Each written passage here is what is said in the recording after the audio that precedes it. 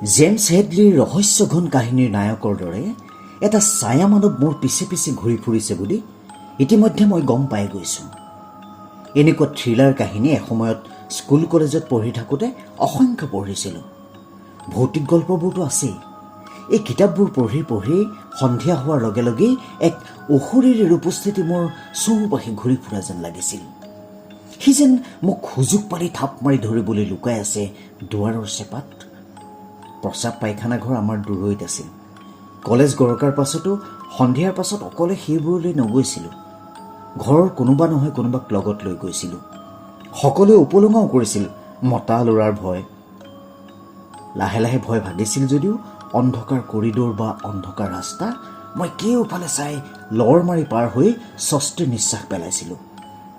অন্ধকাৰ কোঠালিত লাইট জ্বলাবলৈ গৈ দৌৰ মাৰি চুইচ অন কৰিছিলোঁ যাতে কোঠাত মোক ধৰিবলৈ ৰৈ থকা অশৰীৰীটোৱে মোক ধৰিবলৈ সময় নাপায়। এইবোৰ বহু বছৰ আগৰ কথা। লাহে লাহে আন্ধাৰলৈ ভয় নলগা হ'ল, বৰং বহু কথা আন্ধাৰত কৰিহে ভাল পোৱা হ'লোঁ। সেই ৰহস্যময় অশৰীৰীটো মোৰ ভয়ত পলাই ফাট মাৰিলে। মোৰ বাঢ়ি অহা সাহসক লৈ মই সন্তুষ্টি লভিলোঁ। কিন্তু বহুদিন আগতেই মোৰ জীৱনৰ পৰা হেৰাই যোৱা এই অশৰীৰী ছাঁটোৰ পুনৰ আৱিৰ্ভাৱে মোক বেছ বিপাঙত পেলাইছে। ঘটনাটো সিদিনা হঠাতে ঘটিছিল। আগদিনা বেছ ডাঙৰ পাৰ্টি এটাৰ আয়োজন চলিছিল চহৰৰ নামী হোটেল এখনত। দিনত মোৰ চাকৰিৰ পৰা অৱসৰ লোৱাৰ গুৰুগম্ভীৰ মিটিং এখন অফিচত হৈ গৈছিল। মই মন কৰিছিলোঁ চাকৰিত দোপতদোপে প্ৰমোচন পাই যোৱাৰ পাৰ্টিবোৰত যিদৰে মানুহবোৰ আহি জুমুৰি দি ধৰিছিল, মোক এষাৰ মাত লগাবলৈ হেতাও পৰা লগাইছিল, সেই দৃশ্য কিন্তু সেইদিনা উপলব্ধি নহ'লে। বৰং মই ভবাতকৈও বহুত কম মানুহ মিটিঙত উপস্থিত থাকিল। মোৰ ইগত লাগিছিল। মনে মনে চেলেঞ্জ এটাও লৈ পেলালোঁ, ডেপুটেশ্যনত আহিম আকৌ। ইতিমধ্যে মোৰ এনে এটা কথা বতৰা চলি আছে উচ্চ পৰ্যায়ত। কিন্তু চাকৰিকালত মোৰ পৰা সহায় পোৱা ব্যৱসায়ী, ঠিকাদাৰ, নানা ৰাজনৈতিক দলৰ সৰু বৰ লিডাৰ, কিছু সমাজসেৱী, যিসকলে মোৰ বিভাগৰ পৰা যোৱা চৰকাৰী ধন হেলাৰঙে পাব পাৰিছিল, তেওঁলোকে এখন বিখ্যাত হোটেলত মোৰ চাকৰি জীৱনৰ পৰা অৱসৰ লোৱাৰ পাৰ্টি দিলে।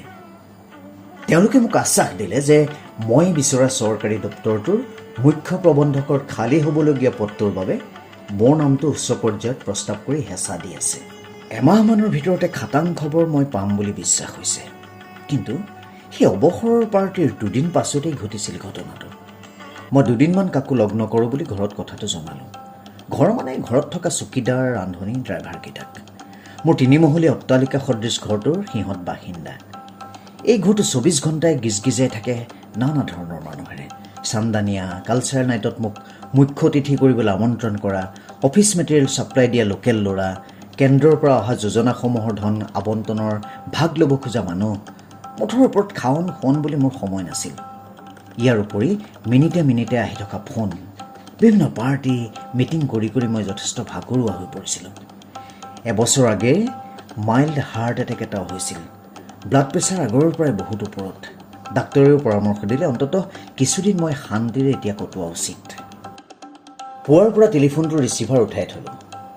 মোবাইল ফোন খোলা ৰাখিলোঁ। দৰকাৰী ফোন হ'লেহে ৰিচিভ কৰিম। বহুদিনৰ মূৰত ঘৰৰ সন্মুখৰ লনত পাইচাৰি কৰিলোঁ। মালিটোক মাতি আনি ধমকো দুটামান দিলোঁ। ফুলনিত চখ বহু বছৰ আগতে আছিল। ঘৰটো সজাওঁতেই আৰ্কিটেক্টজনে লেণ্ডস্কেপিং কৰা মহিলাগৰাকীক আনি দিছিল। সেই মহিলাই নাৰ্চাৰীৰ পৰা বিৰল গছ আনি ফুলনি সাজিছিল। জাপানীজ পাম ট্ৰি মই দিল্লীৰ নাৰ্চাৰীৰ পৰা অনাই দিছিলোঁ। এখন ৰক গাৰ্ডেন আৰু এটা সৰু ফাউণ্টেইন তেওঁ সাজি দিছিল। এইখিনি কৰি তেওঁ স্কোৱাৰ ফুট হিচাপত অবিশ্বাস্য অংকৰ বিল এখন মোলৈ পঠাই দিছিল। মই দিছিলোঁ। শ্ৰীমতী অলপ বেছি দাম হৈছে বুলি কৈছিল যদিও মই কেইবা লাখো টকা মহিলাক দিছিলোঁ এইবাবেই যে মোৰ সঁচাকৈ টকা থোৱাটো এক গুৰুতৰ সমস্যা হৈ পৰিছিল। নামে বেনামে অলেখ সা সম্পত্তি কৰিও মোৰ যথেষ্ট টকা আহি থাকিছিল। টকাই যে এনেকৈ পোৱালি পাৰে মই কল্পনাও কৰিব পৰা নাছিলোঁ। এই টকা বস্তুটো মদৰ নিচা, নাৰীৰ নিচাতকৈ তীব্ৰ। দৰমহাৰ টকাকেইটাৰ বাহিৰে যিদিনাৰ পৰাই অনিয়মৰ টকা সোঁৱে বাৱে পাবলৈ আৰম্ভ কৰিলোঁ, ই এক প্ৰকাৰ এডিকশ্যনৰ দৰে হৈ পৰিল। কি এক অদ্ভুত আনন্দ, এক অনামী শিহৰণ জাগি উঠে এনে টকাৰ মালিক হ'লে, সেয়া কেৱল মই বুজোঁ। মোৰ চাকৰি, মোৰ দৰমহাৰে মই এটা বেলেগ মানুহ, অথচ বাহিৰৰ কোনো মানুহে প্ৰমাণ কৰিব নোৱাৰে মোৰ হাতত যে কোটি কোটি টকাৰ গুপ্ত ভাণ্ডাৰ। কি তৃপ্তি এডভেঞ্চাৰ সেই কথা কেৱল মই বুজোঁ। বহুবাৰ সেই গুপ্ত ভাণ্ডাৰলৈ নানা বিপদৰ সন্মুখীন হৈছোঁ। বিভাগীয় তদন্ত, বাতৰি কাকতৰ সাংবাদিকৰ ৰোষ বহুতৰে বলি হৈছোঁ। কিন্তু টকাৰ এনে এক মোহিনী শক্তি আছে যে প্ৰত্যেকবাৰেই অৱশেষত মই বিপদবোৰৰ পৰা উদ্ধাৰ পাই গৈছোঁ। মোৰ বিশ্বাস, মই যেনেকৈ টকাক ভাল পাওঁ, মোকো টকাই ভাল পায়। টকাৰ বাবে মই বিপদত পৰোঁ, আকৌ টকাই মোক ৰক্ষা কৰে। এক অদ্ভুত অবিচ্ছেদ্য সম্পৰ্ক। মানুহক মই বিশ্বাস কৰিব নোৱাৰোঁ, আনকি মোৰ পত্নী, মোৰ পুত্ৰ কন্যা কাকো বিশ্বাসত ল'ব নোৱাৰোঁ, কিন্তু টকাক পাৰোঁ। ল'ৰা ছোৱালী হালকে বিদেশত পঢ়ুৱাইছোঁ। আজিকালি ভাৰতবৰ্ষখন নিচেই সৰু হৈ গ'ল। দিল্লী, মুম্বাইত ফ্লেট এটা কিনিলেও পিৰালিৰ চুবুৰীয়ে জানি যায়। গতিকে মই বিদেশত এটা ঘৰ কিনিছোঁ। ল'ৰা ছোৱালী দুয়োটাই বিদেশত পঢ়ি আছে। মই আৰু মোৰ পত্নী মাজে মাজে যাওঁ খবৰ খাতি ল'বলৈ। সেইবুলিয়ে মানুহক কওঁ। বিদেশত মোৰ ঘৰটো ক'ত আজিলৈকে কোনেও নাজানে। ভুলতো কাকো মই কোৱা নাই। এইবোৰ উৰহী গছৰ ওৰ জানিবলৈ ইচ্ছা কৰা মোৰ পুৰণি বন্ধু বান্ধৱ, আত্মীয় স্বজনবোৰৰ পৰা কেতিয়াবাই আঁতৰি আহিছোঁ। সেই পৰচৰ্চকৰ মহলটোত মই বা মোৰ পৰিয়াল এতিয়া নাই। মই চাকৰিৰ পৰা অৱসৰ লোৱা বা নোলোৱাটো মোৰ পত্নী বা পৰিয়ালৰ বাবে একো গুৰুত্বপূৰ্ণ খবৰেই নহয়। আচৰিত কথা যে যিটো চাকৰিৰ পৰা মোৰ আজি এই জয়ময় অৱস্থা, সেই চাকৰিটোৰ কথাই মই মাজে মাজে পাহৰি যাওঁ। মোৰ পত্নী এসপ্তাহমানৰ আগতে গৈছে বিদেশলৈ, কিছুদিন থাকিব। তেওঁ মোৰ কাষত থকা বা নথকাটো গুৰুত্বপূৰ্ণ কথাও নহয়। পত্নী আৰু ল'ৰা ছোৱালী দুটাৰ ভৱিষ্যতৰ বাবে, বৰ্তমানৰ বাবে মই এই সকলো সম্পত্তি কৰিছোঁ। কপাল বা ভাগ্যক মই বিশ্বাস কৰি আহিছোঁ। পূজা পাৰ্বণ, দান পুণ্য, যজ্ঞ ইত্যাদিত কৃপণালি কেতিয়াও কৰা নাই। কাৰণ মই মোৰ ভাগ্যলক্ষ্মীক দেখি নিজে বিস্মিত হওঁ। ভাগ্যৰ মেজিক নাথাকিলে এটা জীৱনতে ইমানখিনি কাম হ'ব নোৱাৰে। মোৰ ভাগ্যত এই যাদুৰ খেল হৈছে। বাস্তৱত মই পাইছোঁ, উপভোগ কৰিছোঁ। এইখিনি কৰিবলৈ যাওঁতে মোৰ যি ভুল ত্ৰুটি হৈছে তাৰ বাবে মোক পৰিয়ালেও বাৰে বাৰে ক্ষমা কৰিছে। নাৰীৰ প্ৰতি মোৰ দিনে দিনে দুৰ্বলতা বাঢ়ি গৈছে। নানা বিপদতো পৰিছোঁ। কিন্তু প্ৰত্যেকবাৰ তেতিয়া পত্নী আহি থিয় দিছে মোৰ কাষত। পত্নীৰ এই সামাজিক ত্ৰাণকৰ্তাৰ ভূমিকাত মই বদনামৰ পৰা বাচি গৈছোঁ। লগতে পত্নীৰ প্ৰতি অসীম কৃতজ্ঞতাত বুৰ গৈছোঁ। অৱসৰৰ পাছদিনাও বেছ আৰামত কটালোঁ। সন্ধিয়াৰ পৰা ৰিচিভাৰ উঠাই থোৱা ফোনটোত পুনৰ ৰিচিভাৰ সংস্থাপন কৰিলোঁ। কিন্তু লক্ষণীয়ভাৱে কাৰো ফোন নাহিল। দুটা ফোন আহিছিল, এটা কেবল অপাৰেটৰৰ নতুন পেইড চেনেলৰ বাবে 50 টকা দাম বাঢ়িছে বুলি, আনটো মোৰ ডাঙৰ বাইদেউৰ ল'ৰা চন্দনৰ। অৱসৰ লোৱাৰ আগতে ভাগিন ভতিজা কাৰোৱে মই খবৰ লোৱা নাছিলোঁ। সকলোকে মোৰ পৰা কেৱল সুবিধা লাগে। কিন্তু অৱসৰৰ পাছত সেই ভয় নাই। চন্দনে ক'লে তাৰ মাক অৰ্থাৎ মোৰ বাইদেউৰ টান নৰীয়া। মোক চাব খুজিছে। আচৰিত লাগিল শুনি। যোৱা 15-16 বছৰমান মই বাইদেউক দেখাই নাই। গোলাঘাটৰ ফৰকাটিঙলৈ বিয়া হৈছিল। তাইৰ বিয়াত মই সৰু। পাছত বৌতিহঁতে কৈছিল মই তাইক হেনো ইমান ভাল পাইছিলোঁ যে হোমৰ গুৰিটো তাই কইনা হৈ থাকোঁতে তাইৰ কোলাত মই শুই আছিলোঁ। স্কুল মাষ্টৰলৈ তাইক বিয়া দিয়া হৈছিল। ভিনদৌৱে শেষলৈ সেইখন স্কুলৰ প্ৰিন্সিপাল হৈ ৰিটায়াৰ কৰিছিল। বাইদেউৰ ডাঙৰ ল'ৰা চন্দন এই চহৰৰে কোনোবা কলেজৰ প্ৰফেচাৰ। কোন কলেজৰ নাম পাহৰিলোঁ। 2 বছৰ আগেয়ে প্ৰথম এইখন কলেজত জইন কৰি মোক খবৰ দিবলৈ আহিছিল। সি ঘূৰি ঘূৰি সবিস্ময়েৰে মই নতুনকৈ সজা ঘৰটোৰ ওপৰলৈ সাপৰ দৰে উঠি যোৱা চিৰিবোৰ চাইছিল। এনেধৰণৰ নীৰৱ কৌতূহলী চকু মই ভাল নাপাওঁ। চন্দনক মই প্ৰায় এভইড কৰিছিলোঁ। তাৰপাছত সি আৰু নাই অহা। সন্ধিয়া বহু বছৰৰ মূৰত মই ঘৰত আছোঁ এইদৰে। সকলো সা সুবিধাৰে বহুমূলীয়া বয় বস্তুৰে সজোৱা ঘৰটোৰ সোৱাদ ল'বলৈ মই আহৰিয়ে পোৱা নাছিলোঁ। শনি দেওবাৰবোৰত প্ৰায় মোৰ ফাৰ্ম হাউচটোলৈ যাওঁ। পৰিয়াল বা চাকৰিত থাকোঁতে কামত অহা নানা বন্ধু বান্ধৱৰ সৈতে। এইবিলাক এক প্ৰকাৰৰ ইনভেষ্টমেণ্ট বুলি মই ধৰোঁ। সম্পৰ্কৰ এই ইনভেষ্টমেণ্টবোৰেই মোৰ জীৱনত দোপতদোপে উন্নতি কৰাত ইন্ধন যোগাই গৈছে। সন্ধিয়া এইদৰে অকলশৰে বেলকনিত বহিবলৈ পোৱাৰ কথা মনতেই নপৰে। ৰান্ধনি ল'ৰাটোক ক'লোঁ কাজু আৰু আলমণ্ডৰ ট্ৰেখন খুলিবলৈ। সেই নিশাৰ পাৰ্টিটোত কেইবাটাও ব্লেক ডগ, 100 পাইপাৰ্ছ, ভেট 69 উপহাৰ পাইছোঁ। কাৰ মিছেছে জানো ড্ৰাই ফ্ৰুইটছৰ পেকেট, ট্ৰে আদি দিছিল। মিষ্টাৰবোৰতকৈ মিছেছবোৰৰ সৈতে মোৰ বন্ধুত্ব বেছি। বহুতৰ সৈতে মোৰ বহু অতৰ্কিত ঘনিষ্ঠ মুহূৰ্ত পাৰ হৈ গৈছে। কিন্তু মই অকৃতজ্ঞ নহয়। বিনিময়ত তেওঁক বা তেওঁলোকৰ মিষ্টাৰসকলক নিয়ম ভংগ কৰি প্ৰমোশ্যন বা অন্যান্য সা সুবিধা দিছোঁ। জীৱনত উন্নতি কৰিবলৈ সম্পৰ্ক স্থাপন বিষয়টো ডিপাৰ্টমেণ্টেল ষ্ট'ৰৰ নিয়মমতে চলিব লাগে বুলি মই বিশ্বাস নকৰোঁ। নগদ কাৰোবাৰ বাকী নাই, সেইবাবে যি মানুহে মোক সন্তুষ্ট কৰিছে তৎক্ষণাত মই তেওঁকো সন্তুষ্ট কৰিছোঁ, তাতেই শেষ। তেওঁৰ সৈতে দীৰ্ঘদিন সম্পৰ্ক নাৰাখোঁ, অৰ্থাৎ বাকীৰ কাৰোবাৰ নাই। কিন্তু এই পুৰণি সকলো সম্পৰ্ক সেই নিশাৰ পাৰ্টিত উভতি আহিছিল।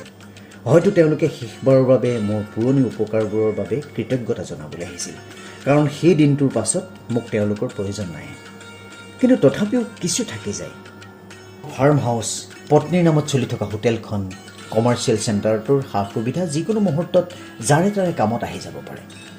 তদুপৰি বহুতেই বিশ্বাস কৰে অৱসৰৰ পাছত মই হয়তো সক্ৰিয় ৰাজনীতি কৰিম।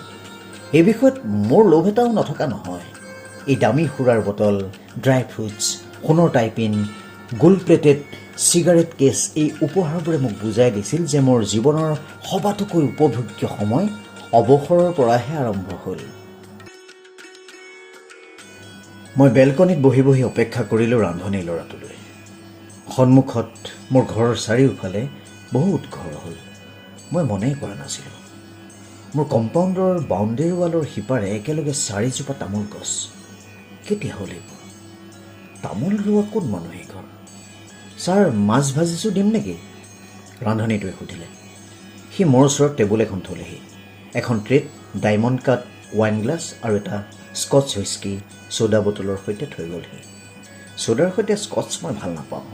তাক ক'লোঁ, ছ'ডা লৈ যা, পানী আন। মাছ আনিম নেকি? ভাঙন মাছ, তাজা? সি আকৌ সুধিলে। ক'ত পালি অ'? চন্দন দা আহিছিল। আপুনি শুই আছিল তেতিয়া, জগাবলৈ মানা কৰিলে। মাছকেইটা দি ক'লে আপোনাক গৰমে গৰমে ভাজি দিবলৈ, আপুনি হেনো ভাল পায়। এক মুহূৰ্তৰ বাবে থমকি ৰ'লোঁ। হয়তো মোৰ শৈশৱৰ প্ৰিয় মাছ বৌতিয়ে গৰমে গৰমে ভাজি মোক প্ৰথমেই দিছিল। মোৰ ডাঙৰ বাইদেউ চম্পা অৰ্থাৎ চন্দনৰ মাকে তাইৰ ভাগৰ ভাঙন মাছটো মোৰ ভাতৰ পাতত দি দিছিল। চন্দনে নিশ্চয় মাকৰ পৰা শুনিছে এই কথা, নহ'লে সি কিয় ভাঙন মাছ আনি ভাজি দিবলৈ ক'ব? কিন্তু মোক অৱসৰৰ পাছত এইবোৰ বস্তু দি খাতিৰ কৰি কি লাভ চন্দনৰ? যি নহওক, মোক এই ভাঙন মাছে বহুত পুৰণি কথা মনত পেলাই দিলে। এই ঘৰত ভাঙন মাছ কোনেও নাখায়, ইলিচ আৰু লোকেল ৰৌ বাহু চলে। মই তৎক্ষণাত মাছ দুটামান ভাজি আনিবলৈ ক'লোঁ। জন্তু আহি সন্মুখৰ দুটামান ঘৰৰ তামোল 4জোপাৰ মাছ বালেহি। ৰিমঝিম নিচা লাগিটো বেছ ভাল লাগিছে। ফিৰফিৰিয়া বতাহে কচাতি আহিছে তামোল কেইজোপাৰ ফালৰ পৰা। গাড়ী, ঘৰ, অফিচৰ এয়াৰ কণ্ডিশ্যনাৰত থাকি আচল বতাহৰ সোৱাদ পাহৰিয়ে গৈছিলোঁ। হঠাতে মোৰ ভাৱ হ'ল, তামোল কেইজোপা মই আজি হঠাৎ দেখিছোঁ যদিও ঠিক এইদৰে এই পৰিৱেশত আৰু ক'ৰবাত দেখিছোঁ। ক'ত বাৰু? মনত পৰিছে, চম্পা বাইদেৱে নিশা ভাত খাই উঠাৰ পাছত কাঁহী বাতি জাপ লৈ পুখুৰীত ধুবলৈ যায়। মোক লেম্প নতুবা টিপচাকি এটা লৈ পাৰতে ৰৈ থাকিবলৈ দিয়ে। ঠিক এনেকুৱা নিৰ্জন গাঁৱৰ নিশা পুখুৰী পাৰৰ তামোল কেইজোপাৰ মাজেৰে জন্তু উঠি আহে ওপৰলৈ। কেতিয়াবা বাইদেৱে কাঁহী বাতি ধোওঁতে বহু ওপৰ কৰে। মই কওঁ, চা বাইদেউ, ইমান দেৰি কৰিছ তই? আমি পুখুৰী পাৰলৈ আহোঁতে জন্তু তামোলৰ ঢকুৱাটোত লাগি আছিল, এতিয়া পাতৰ আগ চুলেগৈ। তাই কয়, ৰচোন, আজি ইমানবোৰ আলহীয়ে ভাত খোৱা নাই জানো? মচুৱা কাঁহী বাতি ফুটছাইৰে মাজিলে গোন্ধ ফটকৈ নাযায়। কাজি নেমুৰ পাত দুখিলামান বালিত সানি ঘঁহিলেহে মাছৰ গোন্ধ যায়। তই এনেই ৰৈ থাকিব নালাগে, পদ্য দুটামানকে আওৰাই থাকচোন, মোৰো শুনি ভাল লাগিব। মই কি গাইছিলোঁ তেতিয়া? কোনে মোক তুলি তালি কৰিলে ডাঙৰ, মৌসনা মিঠা মাতে পাহৰি ভাগৰ। সেই নিৰ্জন নিশা পুখুৰী পাৰত কাঁহৰ কাঁহী বাতি ধোৱাৰ খুটুং খাটাং শব্দ আৰু মোৰ পদ্যই জয়াল পৰিৱেশটো পাতৰাই দিছিল। জন্তু তামোল গছৰ ঢকুৱা বগাই ওপৰলৈ উঠি আহিছিল। কেইটা পদ্য শেষ হৈ মনত নাথাকে। ব'ল এতিয়া বুলি বাইদেৱে কোৱাৰ লগে লগে শেষ হয়। আগে আগে টিপচাকি লৈ মই যাওঁ, পিছে পিছে কঁকালত কাঁহী বাতি জাপ লৈ হেলনীয়া হৈ জোনৰ পোহৰত বাইদেউ আহি থাকে। এই চম্পা বাইদেউৰে অসুখ। যোৱা 10-15 বছৰমান হ'ল তাইক নেদেখা। কিমান বুঢ়ী হ'ল তাই? মোৰেই 60 চুবৰ হ'ল। মোতকৈ 10 বছৰৰ ডাঙৰ বাইদেউ। 5টা ককাই ভনীৰ সকলোতকৈ সৰু মই। ঘৰৰ পেট মচাটো বুলি যিয়ে সেয়ে কয়। বাইদেউৰ পাছৰ এজনী ছোৱালী আৰু মোৰ ওপৰৰ ককাইদেউ ঢুকাল। এই দুটা ঘটনাৰ পাছতেই বৌতি মৰিল। বৌটিৰ পাছত দেউতা গ'ল। জীয়াই আছে চম্পা বাইদেউ আৰু 3 নম্বৰ বাইদেউ। কথাবোৰ পাহৰিয়ে গৈছিলোঁ। চম্পা বাইদেউৰ একোচা কিচকিচীয়া ক'লা চুলি আঁঠুলৈকে পৰা আছিল। তাৰ গাৰ বৰণটো কাৰো সৈতে নিমিলে, ঠিক পচলা খাবলৈ অনা বাকলি গুচোৱা কলপুলিটোৰ দৰে। এবাৰ মৈদাত পচলা কুটোতে মই কৈছিলোঁ, তোৰ হাতখন আৰু পচলা ৰং একে। এতিয়া তাই দেখিবলৈ কেনেকুৱা বা হ'ল? কেতিয়াৰ পৰা মোৰ ঘৰখনৰ পৰা মই আঁতৰি আহিলোঁ? মই জনাত হাই কাজিয়াও লগা নাছিল, অথচ মোৰ ঘৰে মোক এৰি দিলে। নাই, মই এৰিলোঁ? নাই, মই ঠিকে আছোঁ। মই গাঁৱৰ ঘৰলৈ যাবলৈ সময় পালোঁ ক'ত? সিহঁতে মোৰ ব্যস্ততা বুজি পাই নহা হ'ল। কিন্তু এই তামোল গছকেইজোপা, বেলকনিৰ পৰা দেখা এই তামোল গছকেইজোপাই আজি মোক কিমান কষ্ট দিছে কিয়? ইয়াত বহি থাকিব নোৱাৰোঁ। মই থিয় হ'লোঁ। কিন্তু এয়া মই ঠিকেই দেখিছোঁনে? মোৰ সৈতে তামোলজোপাও থিয় হৈ দুগুণ দীঘল হ'ল।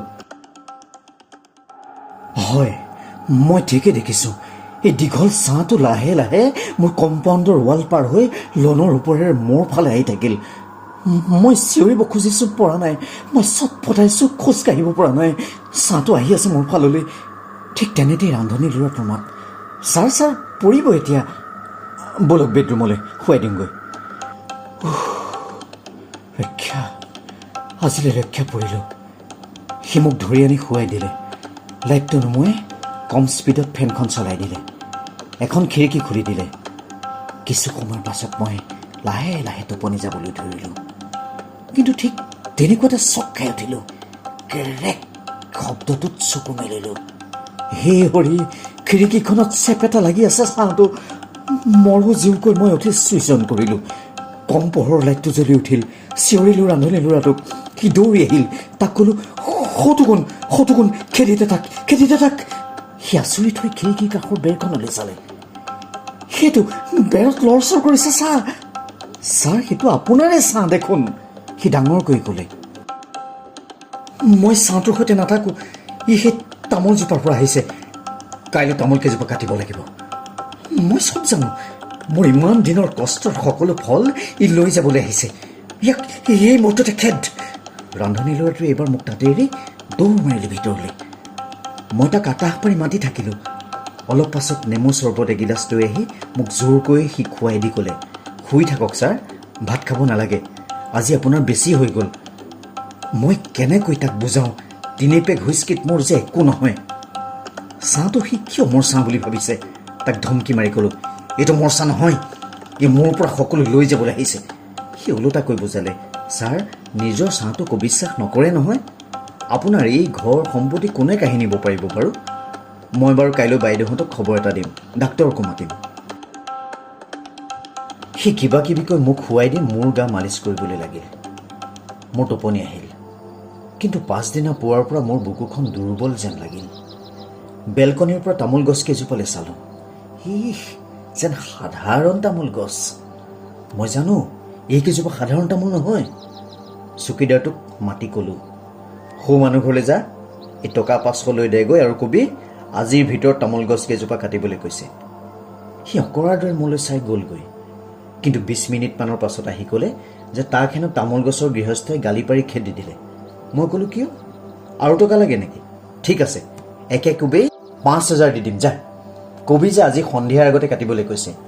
সি যাওঁ নাযাওঁকৈ গ'ল। কিন্তু আকৌ 1 ঘণ্টামানৰ পাছত আহি ক'লেহি, ছাৰ, নহ'ব, 10 লাখ টকা দিলেও হেনো তামোল গছকেইজোপা নাকাটে। আচৰিত লাগিল। তামোল গছকেইজোপাত এনে কি থাকিব পাৰে যে 10 লাখ টকাটো নেকাটে? মোৰ বুজিবলৈ বাকী নাথাকিল। গাঁৱত থকা সময়ত বিৰা, ভূত, দূত আদি ভয় কৰিছিলোঁ। কিন্তু এই চহৰৰ মাজমজিয়াত এইবোৰ পাহৰি যোৱা বহু কাল হ'ল। মই বুজি পালোঁ, মোৰ সমস্ত সা সম্পত্তি হস্তগত কৰি মোক মাৰিবলৈ সেই মানুহঘৰে তামোল গছ কেইজোপাত বিৰা পুহিছে। চাকৰিত থাকোঁতে সাহস কৰা নাছিল। মই ৰিটায়াৰ কৰাৰ সুবৰ্ণ সুযোগলৈ সিহঁতে অপেক্ষা কৰি আছিল। এনেকৈ সন্ধিয়া নামি আহিল। মই বেলকনিৰ ফালৰ দুৱাৰখন নিকপকপীয়াকৈ বন্ধ কৰিলোঁ। চকীদাৰটোক তামোল গছ কেইজোপাৰ ওচৰতে থাকিবলৈ ক'লোঁ। দুৱাৰ খিৰিকী সকলো বন্ধ কৰি দিলোঁ। ৰান্ধনিটোক ক'লোঁ, ঘৰটোৰ লাইটবোৰ নুমাই দে। মই জানো পোহৰ থাকিলে মোৰ ছাৰ ভিকচন ধৰি সি আহি বেৰত পৰিব, আন্ধাৰ থাকিলে সি আহিব নোৱাৰে। এই বুদ্ধিয়ে কামত দিলে। এইদৰে কেইবাদিনো সন্ধিয়াৰে পৰা ঘৰটো অন্ধকাৰত বুৰ গ'ল। 4 দিনৰ দিনা মন কৰিলোঁ মোৰ চকীদাৰ আৰু ৰান্ধনীটোৱে তামোল গছ কেইজোপাৰ ফালে চাই কিবা কথা পাতিছে, হাঁহিছেও। মোৰ সন্দেহ ঘনীভূত হ'ল। ইহঁত এইবাৰ তামোল গছৰ ভূতৰ সৈতে লগ লাগিছে। তৎক্ষণাত মই সিদ্ধান্ত ল'লোঁ ইহঁতক মোৰ শোৱনি কোঠালৈকে আহিবলৈ দিব নোৱাৰি।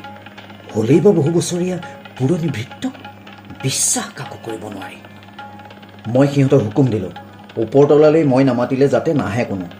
সিহঁতৰ ডিউটি তলৰ মহলাত থাকিব। কিন্তু সন্ধিয়া সিহঁতে তলৰ মহলাত 2টা লাইট জ্বলালে। মোক নোসোধাকৈ মই খঙত পগলা হৈ গ'লোঁ আৰু নিজে লাইট নুমুৱাবলৈ চিৰিৰে নামি গ'লোঁ। মাত্ৰ কেইটামান মুহূৰ্ত মই দেখিলোঁ চিৰিৰে নামি যাওঁতে মোৰ লগে লগে নামি গৈছে সেই দৈত্যকায় অশৰীৰীটো। মই উভতি দৌৰ মাৰিলোঁ, কিন্তু কোঠাত সোমাব খুজি বাগৰি পৰিলোঁ। মই পৰা দেখিয়েই অশৰীৰীটো জীৱন্ত হৈ অট্টহাস্য কৰিবলৈ লাগিল। মই তাক কাতৰভাৱে ক'লোঁ, কি লাগে তোমাক? তোমাক 10 লাখ নালাগে, 15 লাখ দিলে মোক এৰি দিবানে? নিদিয়া? কি মই আকৌ গাঁৱৰ ঘৰলৈ যাব লাগে, সেই পুখুৰী পাৰলৈ? অসম্ভৱ। কি ক'লা? চম্পা বাইদেউৰ ওচৰলৈ? কিন্তু এইদৰে মোক ভয় খুৱাই তুমি কিয় মোক নিবলৈ আহিছা? মই তুমি বিচৰাৰ দৰে থকা হ'লে এই ধন সম্পত্তি ক্ষমতা সকলো হেৰুৱাব লাগিলেহেঁতেন। মই নাযাওঁ। হঠাতে চকু মুখ ঠাণ্ডা হৈ গ'ল। মই চকু মেলিলোঁ। চকু মুখত মোৰ পানী। মোৰ স্বাস্থ্য পৰীক্ষা কৰি বহি আছে মোৰ এই ঘৰুৱা ডাক্তৰ। ৰান্ধনী আৰু চকীদাৰটোও আছে। কম পোহৰত ডাক্তৰক ভয়াৱহ লাগিছে, যেন অশৰীৰী দৈত্যটো দীঘল হৈ আহিছে। ডাক্তৰৰ ভেকচিন ধৰি অহা নাইতো। মই তৎক্ষণাত অশৰীৰীটোৰ এবাৰ ডিঙি চেপি ধৰিলোঁ। সি চটফটালে। লগৰটোতে মোক টানিছে। মই এৰি নিদি ক'লোঁ, আজি তোক মাৰি পেলাম। তামোল গছত বাঁহ লৈ মোক ভয় খুৱাইছিলি। মোৰ ছাৰ ভেকচিন লৈ কোঠাত সোমাইছহি। মোৰ টকা পইচাৰ এটা ফুটা কৰিও নাপাওঁ। হঠাৎ টনা আজোৱাৰ মাজতে শৰীৰৰ কোনো অংশৰে কিবা এটা সোমাই গ'ল। মই গভীৰ টোপনিত লালকাল দিলোঁ। অশৰীৰটো গুচি গ'ল। মোক নাৰ্ছিং হোমলৈ নিয়াৰ প্ৰস্তাৱ ওলাল। মই নগ'লোঁ। মই জানো এই ঘৰটোৰ পৰা আঁতৰাব পাৰিলেই সি তামোল গছৰ পৰা নামি আহি এই ঘৰ দখল কৰিবহি। চকীদাৰটোৱে ক'লে সি হেনো 2 দিনৰ ছুটীত ঘৰলৈ যায়। মই ভালেই পালোঁ। ইহঁতৰ বিশ্বাস নাই। চম্পা বাইদেউক চাবলৈ মোৰ বৰ মন গৈছে, কিন্তু এই সময়ত এই ঘৰটো অকলে এৰি যোৱাটো ঠিক কথা নহ'ব। এবাৰ চম্পা বাইদেউৰ সৈতে গাঁৱৰ ঘৰৰ পুখুৰীৰ পাৰলৈ যাবলৈ বৰ মন গৈছে। জোনাক নিশা তাই বাচন ধুব, মই পদ্য গাম, কোনে মোক তুলি তালি কৰিলে ডাঙৰ। কিন্তু এই সময়তে কৰিব নোৱাৰি। তামোল দুজোপাত সি চোপ লৈ চাই আছে মোৰ ঘৰটো লৈ, মোলৈ। ৰান্ধনীটোক ক'লোঁ, ভাত নাখাওঁ ৰাতি, মই শুম, নজগাবি। ৰান্ধনী ল'ৰাটোৱে পাছদিনা দুপৰীয়া 12 বজালৈকে দুৱাৰ বন্ধ দেখি দুৱাৰ ভাঙি দেখিলে বিচনাত নিস্পন্দ শৰীৰটো। সি হোৱা দোৱা লগালে, কোনো নাহিল। কোনোমতে চন্দনক সি বিচাৰি উলিয়ালে। চন্দনে শটো হাস্পতালৰ মৰ্গত থোৱাৰ ব্যৱস্থা কৰিলে চিনাকি ডাক্তৰ 2জনমানৰ সহায়ত। বিদেশৰ পৰা তেওঁৰ পুত্ৰ কন্যা পত্নী আহিলেহে সৎকাৰ সম্ভৱ। খবৰ দিয়া হ'ল। খবৰ আহিল এইদৰে হঠাতে গুচি আহিব কোনো নোৱাৰে। কমেও 5-6 দিন ৰ'ব লাগিব। তাতকৈ চন্দনে সৎকাৰৰ ব্যৱস্থা কৰক। শ্ৰাদ্ধবিধি কৰিবলৈ সকলো আহি পাব।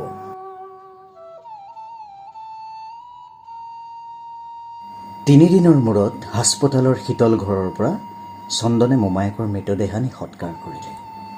চন্দনৰ 4-5জন বন্ধু উপস্থিত আছিল। চিতাৰ জুইৰ ধোঁৱা আকাশলৈ উৰি যাওঁতে এক অশৰীৰী ছায়াৰ দৰে একা বেকা হৈ দীঘল হৈ গৈ থাকিল। চন্দনক ৰান্ধনী ল'ৰাটোৱে তাৰ ছাৰক ছাঁ এটাই খেদি ফুৰাৰ কথা কৈছিল। সি দেখিলে লাহে লাহে তাৰ মোমায়েকৰ শৰীৰটো জুইৰ মাজত অদৃশ্য হৈ এটা ছাঁ হৈছে। ছাঁটো ওপৰলৈ ক্ৰমাৎ উৰি বিলীন হৈ গৈছে আৰু মোমায়েক গুৰি গুৰি ছাই হৈ তললৈ সৰি পৰিছে। কাঁহী বাতি ধুবলৈ সাঁচি ৰখা ফুট ছাইৰ দৰে।